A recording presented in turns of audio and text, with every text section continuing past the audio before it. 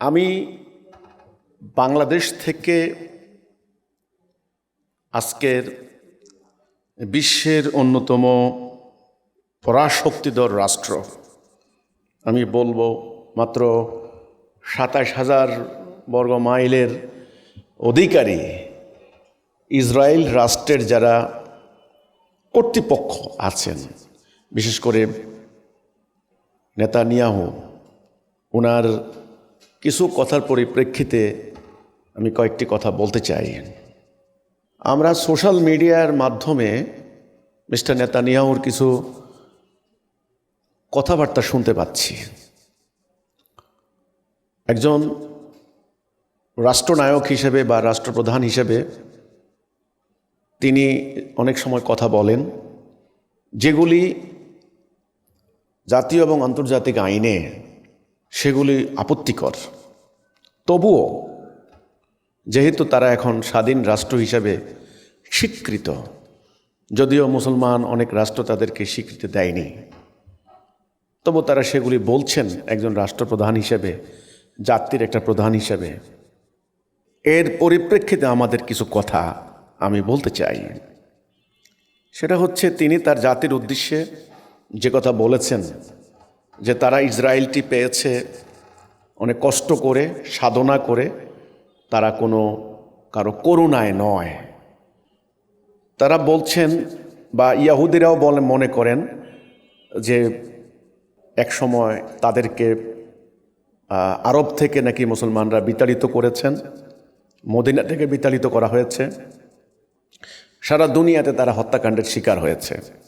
সর্বশেষ হিটলার তাদেরকে হত্যা করেছেন, লক্ষ লক্ষ ইহুদিদেরকে হত্যা করা হয়েছে, মানে হলোকাস্টে। সে বিবরণী তুলে ধরেছেন। ঐতিহাসিক যে গ্রন্থ তৌরাত এবং তাদের যে বাণীগুলি, সেগুলি নাকি মুসলমানরা নিজেদের আয়ত্ত করে নিয়েছেন, নিজেদের বলে নিয়েছেন। তাদের নীতি কথাগুলি যেগুলি ঈশ্বর, আল্লাহ, এলি তাদের মোজেজের উপর পাঠিয়েছেন। এবং তারা বলছেন যে আব্রাহাম, সলোমন, ডেভিড এগুলি তাদেরই মূলত পূর্বপুরুষ বা তাদেরই মহাপুরুষ। তাদেরকে আমরা ইব্রাহিম আলাইহিস সালাম, দাউদ আলাইহিস সালাম, সুলাইমান আলাইহিস সালাম ইত্যাদি বলে আমরা নিজেদের বলে আমরা দখল করে নিয়েছি। ব্যাপারটা কিন্তু এরকম। তো আমি আসলে ইয়াহুদি জাতি যারা আছেন বা মিস্টার নেতানিয়াহু সহ যারা আছেন, সামরিক বাহিনী বা অন্যান্য, তাদের উদ্দেশ্যে আমি অল্প কিছু কথা বলতে চাই। আসলে এখন তো কথা শোনার মতো মানসিকতা, মেন্টালিটি কারোই নাই। তারা বলছেন যে 48 সাল থেকে তাদেরকে বারবার হামলা করা হয়েছে, একসঙ্গে মিলে 4 দিক থেকে আক্রমণ করা হয়েছে। তারা সে লড়াইয়ে তারা টিকে আছেন এবং তারা বারবার দাবি করছেন যে বিশ্বের চিকিৎসা বিজ্ঞান, সামরিক বিজ্ঞান, জ্ঞান বিজ্ঞানে তারা এখন অবদান রেখে চলেছেন। এগুলি তাদের একটা দাবি। এখানে আমি যেটা বলতে চাইব, ইয়াহুদি বলুন, মুসলমান বলুন, হিন্দু বলুন, খ্রিস্টান বলুন, আর বৌদ্ধিস্ট বা বুদ্ধ বলুন, আমরা কিন্তু বাস্তবিক পক্ষে আমরা যে কোনো সাম্প্রদায়িক দৃষ্টিভঙ্গির বিরুদ্ধে, আমরা কোনো সাম্প্রদায়িকতা লালন করি না। আজকে যে দুনিয়াময় যে সীমান্তে সীমান্তে, জাতিতে জাতিতে, বর্ণে বর্ণে, গোত্রে গোত্রে এই যে লড়াই হচ্ছে, আধিপত্য বিস্তারের লড়াই, বেঁচে থাকার লড়াই, এই যে নিজেদের স্বাতন্ত্র্য বজায় রাখার লড়াই, রাষ্ট্রীয় অস্তিত্ব রক্ষার লড়াই, এই যে লড়াইগুলি হচ্ছে, সে লড়াইগুলির পেছনে দায়ী কারা? কাদেরকে দায়ী করবেন? আমরা মুসলমানরা যদি দায়ী করি হিন্দু খ্রিস্টানদেরকে, ইহুদিদেরকে, তারা দায়ী করবে আমাদেরকে। আসলে দায়ী কে বা কারা? আমাদের ইহুদি যারা আছেন, জু যারা আছেন, আমরা বলি মুসলমান যারা আছেন, সবাইকে কিন্তু একটা গোড়ার কথা মনে রাখতে হবে, যেটা কিন্তু আমরা ভুলে গিয়েছি। সেটা হচ্ছে আমরা একজন স্রষ্টা, সৃষ্টিকর্তা আল্লাহ রব্বুল আলামিন। আরবরা আল্লাহ বলেন। আরবদের থেকে যেহেতু আমরা মুহাম্মদ সাল্লাল্লাহু আলাইহি ওয়াসাল্লামের অনুসারী মুসলমান দাবি করি, আমরা আল্লাহকে বিশ্বাস করি, সর্বশক্তিমান আল্লাহ। ইয়াহুদিরা বিশ্বাস করেন এলি। খ্রিস্টানরা বলেন গড। লর্ড গড, আর হিন্দুরা ভগবান। তো কাজেই একজন স্রষ্টাকে তো আমরা বিশ্বাস করি, তিনি আমাদেরকে সৃষ্টি করেছেন, আওয়ার ক্রিয়েটর, আওয়ার লর্ড একজন, এবং তিনি আদম এবং হাওয়া, অ্যাডাম অ্যান্ড ইভ, এই দুইজন থেকে আমাদের সবাইকে সৃষ্টি করেছেন। পবিত্র কোরআনে কিন্তু সে কথাই বলা হচ্ছে। পবিত্র কোরআন কিন্তু অন্য কেতাব থেকে নকল করা একটা কেতাব নয়। অন্য কেতাবের তিনি আল্লাহ রাব্বুল আলামিন তিনি উদাহরণ দিয়েছেন, তিনি স্মরণ করিয়ে দিয়েছেন। তো কাজে আমরা এটা বিশ্বাস করি পুরো মানব জাতি এক জাতি, ভাই ভাই। আজকে ইয়াহুদি এবং মুসলমানদের মধ্যে এই যে দ্বন্দ্ব হওয়া তো কথা না। অল্প কয়েক হাজার বছর পেছনে গেলেই তো ইব্রাহিম আলাইহিস সালাম, মানে আব্রাহাম বলেন আপনারা, আমরা ইব্রাহিম আলাইহিস সালাম, আমরা বলি আমাদের জাতির পিতা, আপনারা বলেন আপনাদের জাতির পিতা। ওনারই দুই সন্তান, ইসহাক আলাইহিস সালাম, আপনারা বলেন আইজাক, এবং ইসমাইল আলাইহিস সালাম। একজন বড় হয়েছেন এই যে কাবাকে কেন্দ্র করে যে কতগুলি গোত্র, এক ভাই, আরেক ভাই জেরুজালেম কেন্দ্র করে প্যালেস্টাইন ওই এলাকায় কেনান প্রদেশে ওই অঞ্চলে বড় হয়েছেন। তাহলে পুরো আরব কিন্তু বলা চলে ইব্রাহিম আলাইহিস সালামের দুই সন্তানের বংশধরের আবাসভূমি। এখন এখানে দ্বন্দ্বটা কোথায়, দ্বন্দ্বটা কেন হলো? এগুলি সবই রাজনৈতিক, সত্যকে প্রত্যাখ্যান করার ফল, পরিণতি। দ্বন্দ্ব হওয়া তো কথা নয়। আমি বিশ্বাস করি যে এই পৃথিবীতে আমাদের একটা সৃষ্টিগত অধিকার, আমাদের জন্মগত নয়, কেবল সৃষ্টিগত অধিকার এই দুনিয়ার উপরে বসবাস করার। একজন ইয়াহুদি সন্তান, আমি তাকে ঘৃণা করতে পারি না যে ও হচ্ছে ইয়াহুদি সন্তান, ওকে হত্যা করতে হবে না, তারও অধিকার রয়েছে। আদম সন্তান, এই মাটির বুকে তারও সম্মানের সঙ্গে, ইজ্জতের সঙ্গে বসবাস করার অধিকার রয়েছে। ঠিক একজন মুসলমান, সে প্যালেস্টাইনিয়ান হোক আর সে যেই হোক না কেন, তারও অধিকার রয়েছে এই মাটির উপরে, এই পানির উপরে, এই আলো বাতাসের উপরে তারও অধিকার রয়েছে। তো কাজে এই গোড়ার এই কথাগুলিতে আমরা বিশ্বাস করি, আমরা এর মধ্যে ডিসক্রিমিনেশন করি না। আমাদের বক্তব্য হচ্ছে যুগে যুগে যুগে যুগে আল্লাহ রাব্বুল আলামিন তিনি নবী রাসূল পাঠিয়েছেন মানব জাতিকে সঠিক পথের দিশা দেওয়ার জন্য, গাইডেন্স, গাইডলাইন, হেদায়া। আর মানব জাতির প্রধান শত্রু হচ্ছে ইবলিস। কোরআন আমাদেরকে বলে ইবলিস। তাইলে মানুষ দুই ভাগে বিভক্ত প্রধানত। একটা হলো মোমেন, মানে আল্লাহতে বিশ্বাসী, আল্লাহর হুকুমের প্রতি বিশ্বাসী, সত্যনিষ্ঠ। আরেকটা হলো সত্যকে অস্বীকারী, কাফের। আল্লাহর দৃষ্টিতে মানুষ কিন্তু দুই প্রকার আসলে, প্রকৃতপক্ষে এত ভাগ নেই আল্লাহর দৃষ্টিতে, মোমেন, কাফের। মোমেনটাকে মোমেন হবে যারা আল্লাহর আনুগত্য করবে, পুরো মানব জাতির মধ্যে সৌহার্দ্যপূর্ণ পরিবেশকে বিশ্বাস করবে, মানুষের ভিতরে ঐক্য ভ্রাতৃত্বের চেতনা স্বীকার করবে, আমরা ভাই ভাই পুরো মানব জাতি। আজকে দেখুন সারা বিশ্বটাকে টুকরা টুকরা করে দেওয়া হয়েছে। এই টুকরো টুকরা কারা করলো? ইহুদিদের উপরে 2000 বছর থেকে ইউরোপে খ্রিস্টানরা দল বেঁধে তাদেরকে হত্যা করেছে, তাদের নারীদেরকে লুণ্ঠন করেছে। এই ইহুদিরা সারা ইউরোপের বিভিন্ন জায়গায় ছড়িয়ে ছিটিয়ে পড়েছেন। এর ঐতিহাসিক কারণ কি আপনারা জানেন? প্রধানত দুইবার ওদের উপর আক্রমণ হয়েছে। আগে ছিল ওই যে ব্যাবিলনের সম্রাট নেবুশেডনার, উনি হামলা চালিয়ে পুরো ডেভিড মন্দির ধ্বংস করে দিয়ে পুরো জেরুজালেম লুণ্ঠন করে, অগ্নিসংযোগ করে, জ্বালিয়ে পুড়িয়ে দিয়ে মানুষদেরকে দাসত্ব, মানে দাসী বানিয়ে নিয়ে গেছে সেই ব্যাবিলনে। তো আল্লাহ রাব্বুল আলামিন কয়েক শতাব্দী পর আবার ইহুদি জাতির উপরে আল্লাহ রহমত করেছেন, করুণা দিয়েছেন, দয়া করেছেন। এই হলো একবার। দ্বিতীয়বার ঈসা আলাইহিস সালাম। ঈসা আলাইহিস সালাম তো আপনারা নবী হিসাবে মানেন না, অথচ আপনাদের ইহুদি জাতির মধ্যে তিনি এসেছেন। তিনি কেন এসেছেন সে ব্যাপারে আপনাদের গ্রন্থের মধ্যে আছে, আপনারা পড়ে দেখুন। পূর্ববর্তী গ্রন্থে ছিল, তওরাতের মধ্যেও ওনার আগমনের ব্যাপারে কথা ছিল।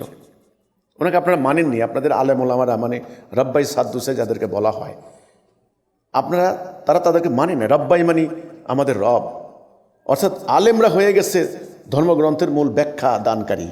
অনেকটা হিন্দু ধর্মের মধ্যে যেমন আপনার ব্রাহ্মণরা ব্রাহ্মণ্যবাদী ধর্মে পরিণত হয়েছে। এক সময় বেদের শিক্ষা ব্রাহ্মণরা নিজেদের স্বার্থে কুক্ষিগত করে মানুষদেরকে মন মতে তাদেরকে ব্যাখ্যা দিত।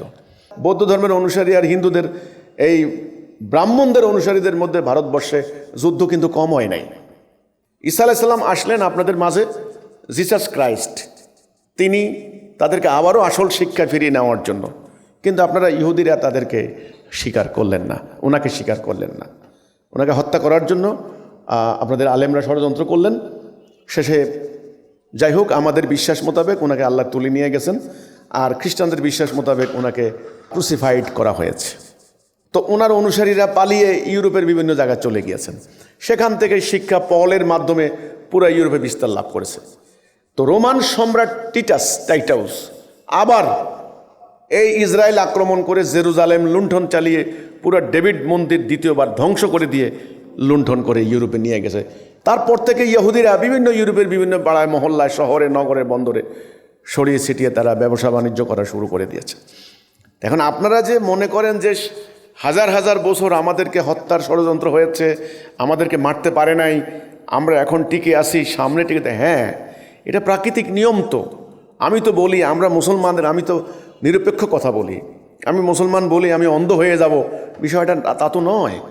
স্রষ্টার বিধান, ঈশ্বরের বিধান, আল্লাহর বিধান যারা মানবে না তাদের উপর তার কার্ডস হবে, কার্ডস মানে লানত, গজব, অভিশাপ।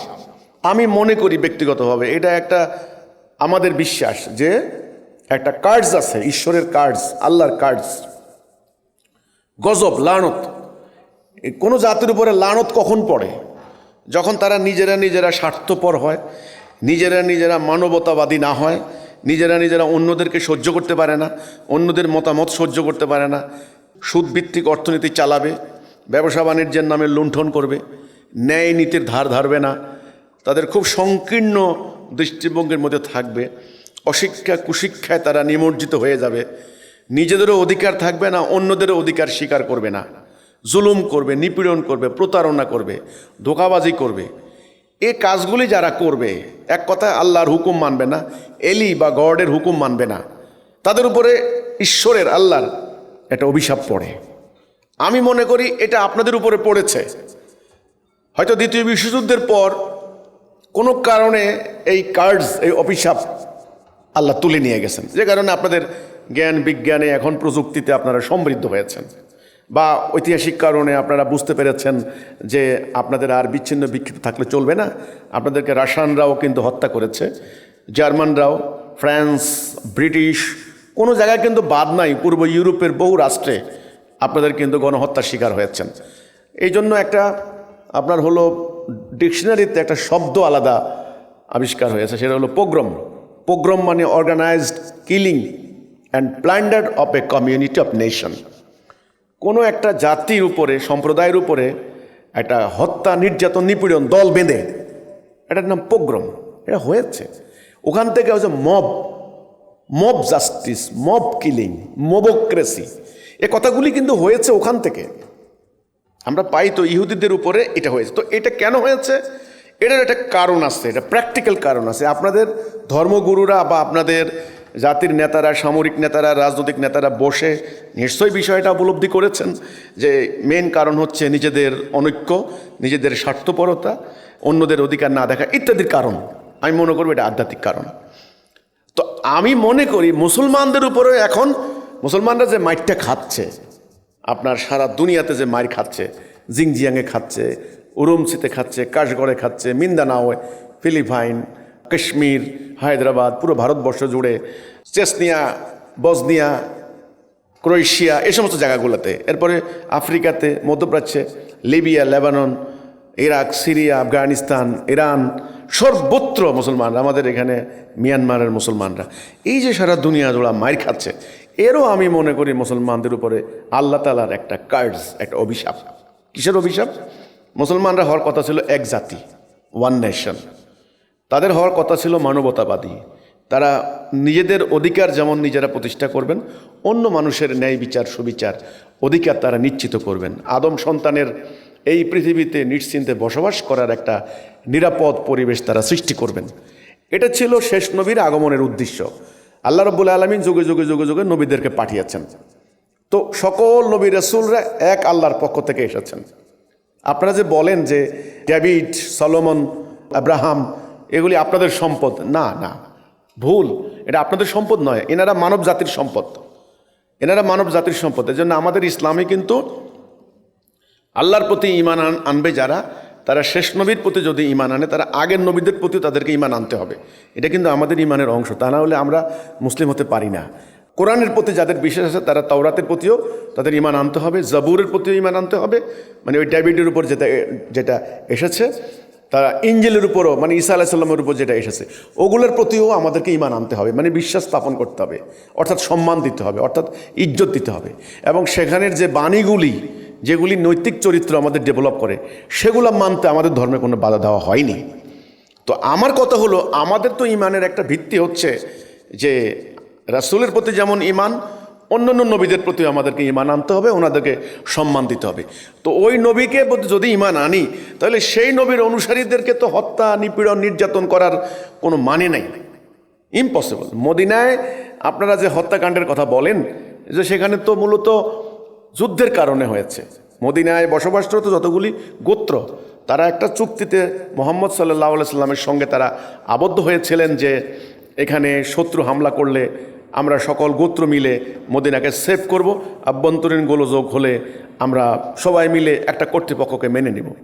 সেখানে মক্কার কুরাইশরা যখন মুহাম্মদ সাল্লাল্লাহু আলাইহি সাল্লামের বিরুদ্ধে সামরিক অভিযান শুরু করলো, তখন আপনারা কি করলেন?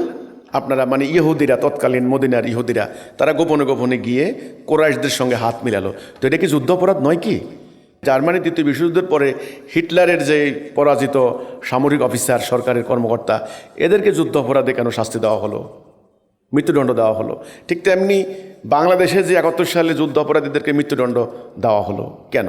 বিশ্বের সকল রাষ্ট্রে যুদ্ধ অপরাধের জন্য আলাদা একটা বিধান আছে। ঠিক তেমনি মদিনায় অবস্থিত যে ইহুদিরা ছিলেন, তাদেরকে যুদ্ধ অপরাধের দায়ে তাদেরকে শাস্তি দেওয়া হয়েছে। কিন্তু পরবর্তী যতগুলি ট্রাইব ছিল ইহুদি, সেখানে আপনারা দেখুন, স্পেনে মুসলমানদের যখন শাসন ব্যবস্থা চলে খেলাফতের টাইমে, অর্থাৎ সালতানাতের টাইমে, তখন কিন্তু ইহুদিরা সবচেয়ে বেশি সম্মানিত হয়েছিলেন, মর্যাদা সম্পন্ন হয়েছিলেন। তো আমার কথা হলো যে জ্ঞান বিজ্ঞান, আপনারা এখন বলেন যে চিকিৎসা বিজ্ঞান, মহাকাশ বিজ্ঞানে সকল ক্ষেত্রে আপনাদের অবদান, আপনাদের বৈজ্ঞানিকরা এখন নোবেল প্রাইজ পাচ্ছে ইত্যাদি ইত্যাদি। হ্যাঁ, কারণ হলো ওই যে আমি বললাম, মুসলমানরা তো তাদের আদর্শ থেকে বিচ্যুত হয়েছে। মুসলমানরা তো আবারও ওই যেই কারণে আপনাদের জাতীয় অতীতে আল্লাহ লানতের বস্তু হয়ে গিয়েছিল, একই কারণ তো এখন এখানে এই মুসলমানদের ভিতরে। নিজেরা দেখেন না, দলে দলে শিয়া, সুন্নি, শাফি, হাম্বলি, হানাফি, মারামারি, খুনাখুনি, ছোট্টখাট্ট ব্যাপার নিয়ে নিজেরা ব্যাপৃত, সুদভিত্তিক অর্থনীতি মানে ধোঁকাবাজের রাজনীতি, নিজেরাও নিজেদেরকে ধোঁকা দেয়, নিজেদের ব্যবসায়ীরা একজন আরেকজনকে ধোঁকা দেয়, অন্য জাতির লোকদেরকে ধোঁকা দেয়। তো এই ধোঁকাবাজি যারা করে, প্রতারণা যারা করে, মিথ্যা ছলনার আশ্রয় যারা নেয়, তাদের উপরে আল্লাহর কার্ডস, মানে ঈশ্বরের, গডের একটা অভিশাপ, কার্ডস। আমি মনে করি মুসলমানদের উপরে দুনিয়া জোড়া যে অশান্তি হচ্ছে, সেটার একটা ঈশ্বর প্রদত্ত, আল্লাহ প্রদত্ত শাস্তি। এখন ওইটা আপনাদেরকে দিয়ে দেওয়া হচ্ছে, উসিলাটা হয়ে গেলেন আপনারা। দুর্ভাগ্যজনক। মধ্যযুগে হলো হালাকু খানরে ডেকে এনে আল্লাহর ইশারা ছাড়া হয়নি, পুরো বাগদাদ মেসাকার করে দিয়েছে। কারণ ওই যে ভোগ বিলাস, যখন পৃথিবীর অন্য প্রান্তে মানবতা হাহাকার করছে, মানবাধিকার নাই, মানুষের ঘরে ভাত নাই, কথা বলার অধিকার নাই, তখন ওগুলোর দিকে না তাকিয়ে আপনি জঘন্য ভোগ বিলাসের জীবনযাপন করবেন, তখনই আল্লাহ লানত পড়বে। তো আমার এখানে কথা হচ্ছে, আমি বাংলাদেশ থেকে যে কথাটি বলতে চাই, আজকে বিশ্বময় যেভাবে জাতিতে জাতিতে, ধর্মে ধর্মে যে দ্বন্দ্ব সংঘাত চলছে, এটা কোনোদিনও বন্ধ হবে না, বিশ্বটা ধ্বংস হয়ে যাবে। দুইটা বিশ্বযুদ্ধ হয়ে গেল, এখানে তো মুসলমানদেরকে কেউ দায়ী করতে পারছেন না। দ্বিতীয় বিশ্বযুদ্ধে তো পুরো প্রায় কোটি কোটি বনি আদম খুন হলো। আপনারা বলেন 60 লক্ষ ইহুদি হলোকাস্টে খুন হয়েছে জার্মানির হিটলারদের দ্বারা, ওখানে তো মুসলমানদেরকে দায়ী করতে পারছেন না। তাহলে কেন? আমার কথা হচ্ছে কেন? এর কারণ হচ্ছে মূলত একটাই, এখানে ইয়াহুদি মুসলমান, হিন্দু মুসলমান বা খ্রিস্টান হিন্দু, ব্যাপারটা তা নয়। ব্যাপারটা হচ্ছে আমরা পুরো মানব জাতি ওই যে একটা গোড়ার পরিচয়, আদম হওয়ার সন্তান, আল্লাহর সৃষ্টি, এক ঈশ্বর বা এক স্রষ্টার সৃষ্টি, এই জায়গা থেকে আমরা কিন্তু সরে গিয়েছি। আমরা মানবাধিকার, মানবতা থেকে সরে গিয়েছি। এখন আপনারা যদি এই উসিলা ধরে আবার নির্দোষ নিরপরাধ মুসলমানদের উপরে আক্রমণ চালান, বোমা হামলা করেন, ধ্বংস করে দেন, তো এভাবে তো ধ্বংস করতে করতে করতে করতে একটা পর্যায়ে সমগ্র দুনিয়াটা ধ্বংসস্তূপে পরিণত হবে, কেউ বাঁচতে পারবে না, কারো সন্তান নিরাপদ থাকবে না। ইহুদির সন্তানগুলাও যেমন অনিরাপদ হয়ে পড়বে, মুসলমান সন্তানরাও অনিরাপদ হয়ে পড়বেন। ইহুদি ব্যবসায়ীরা যেমন নিরাপত্তাহীনতার মধ্যে থাকবেন, মুসলমানরাও তেমন। এখন অনেকে বাংকার খুঁড়ে বাংকারে বসবাস করার জন্য বাড়ি বানাচ্ছেন, চাঁদের দেশে জমি কিনছেন, মঙ্গল গ্রহে চলে যাওয়ার জন্য ব্যবস্থা করছেন। এগুলো নিয়ে তো মানুষ বাঁচা যায় না, এগুলো অযৌক্তিক, অনর্থক, অন্যায্য। আমি বলবো এই মাটি, এই পৃথিবী সকলের। আমরা আসুন ধর্মীয় ভেদাভেদ, হানাহানি, বিদ্বেষ ভুলে একটা কথার উপর আসি। আমরা একটা জাতি, আমাদের জ্ঞান বিজ্ঞানের ক্ষেত্রে কোনো একক কর্তৃত্ব কারো নাই। জ্ঞান বিজ্ঞান একটা ধারাবাহিক প্রক্রিয়া। মধ্যযুগে যখন মুসলমানদের দুনিয়াতে কর্তৃত্ব নেতৃত্ব ছিল, তখন তারা চিকিৎসা বিজ্ঞান, মহাকাশ বিজ্ঞান, এই সমস্ত জ্ঞান বিজ্ঞানে তারা পৃথিবীর শিক্ষকের আসনে আসেন ছিলেন। আজকে মুসলমানরা পরাজিত, ওদের ঘরে ভাত নাই, ওরা কি করে মিসাইল বানাবে? ওদের প্রযুক্তি নাই, ওরা কি করে রণাঙ্গনে যাবে? ওদের এখনও অনেক রাষ্ট্র আছে, কোটি কোটি মুসলমান নিরক্ষর, লেখাপড়া জানে না, বর্ণমালা পারে না, ওরা কি করে দুনিয়ার খোঁজখবর রাখবে? কাজেই একটা হীনমন্য গোলাম জাতির, পরাজিত জাতির শ্রেষ্ঠত্ব অর্জনের কোনো মানে হয় না।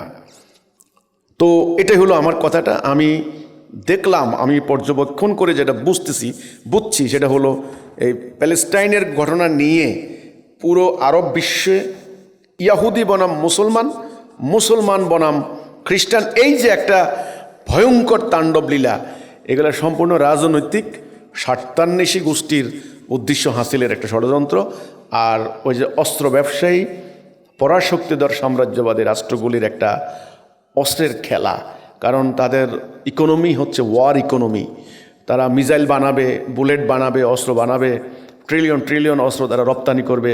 তাদের জাতীয় আয় ফুলে ফেঁপে উঠবে। তারা তখন এই দুনিয়াতে কর্তৃত্ব করবে, প্রভুত্ব করবে। কত কোটি মানুষ মারা যাবে, কত মানুষ খুন হবে, এটা তাদের কাছে বিবেচ্য বিষয় নয়। তো সেজন্য প্রত্যেক শান্তিপ্রিয়, শান্তিকামী, মানবতাবাদী, মুক্তিকামী সকল মানুষদেরকে আমি আহ্বান করতে চাই, আসুন এই পৃথিবীকে আমরা একটা বাসযোগ্য পৃথিবী করি।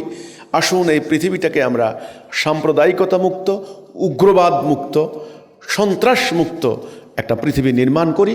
আসুন এই পৃথিবীটাকে এমনভাবে আমরা সাজাই, এখানে আমরা বিশ্বাস করব যে এই আলো বাতাসের মধ্যে একটা মুসলমান সন্তান, একটা ইয়াহুদি সন্তান, একটা খ্রিস্টান সন্তান, একটা হিন্দু সন্তান, যেই হোক না কেন, তারও বসবাস করার অধিকার রয়েছে। আসুন আমরা অন্যের মতকে সম্মান করি, শ্রদ্ধা করি। আসুন আমরা সবাই মিলে ওই যে শয়তানি শক্তি, আসুরিক শক্তি তথা ইবলিসের বিরুদ্ধে, অন্যায়ের বিরুদ্ধে যেটা অন্যায়, সুস্পষ্ট অন্যায়, মানবতা বিরোধী, আমরা তার বিরুদ্ধে সবাই মিলে সোচ্চার হই, ঐক্যবদ্ধ একটা বিশ্ব সমাজ গড়ে তুলি। এই আহ্বান রেখে আমি আমার বক্তব্য শেষ করছি। আল্লাহ হাফেজ। সালামু আলাইকুম ওয়া রাহমাতুল্লাহি ওয়া বারাকাতুহু।